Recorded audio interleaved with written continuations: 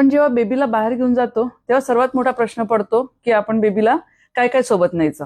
तर हा तुमचा सगळ्यात मोठा प्रश्न आज मी सोडवणार आहे. माझ्याकडे आहे ही डायपर बॅग.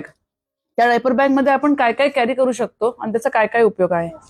टोपी ही आपल्याला नेहमीच लागते. बेबीने एक्स्ट्रा डोळकलं किंवा काही केलं तर आपल्याला बेबीची टोपी एक्स्ट्रा लागते. त्यानंतर बेबीला आपल्याला जेव्हा काही गरम पाण्यातून सेरेलॅक किंवा काही बनवून द्यायचं असेल तर हा आपल्याला थर्मास नेहमी लागतो. त्यानंतर बेबीने सुसू केल्यानंतर आपल्याला तिथे टाकायला पावडर लागते, त्यासाठी साईडला पण एक बॅग जागा आहे. त्याच्यानंतर बेबीची ही बॉटल आहे, मिमीची वॉटर बॉटल. बेबीने पॉटी केली तर आपल्याला सगळ्यात महत्वाचं लागतं ते म्हणजे वाईप्स. या वाईप्स पण माझ्याकडे आपण कॅरी याच्यात करू शकतो.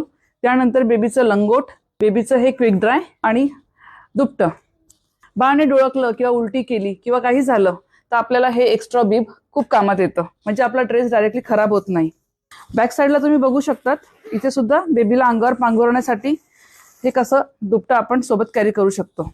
आणि हे सगळं फ्रेंड्स मी घेतलेलं आहे आपल्या चांदवडकर बेबी वर्ल्ड या दुकानातून.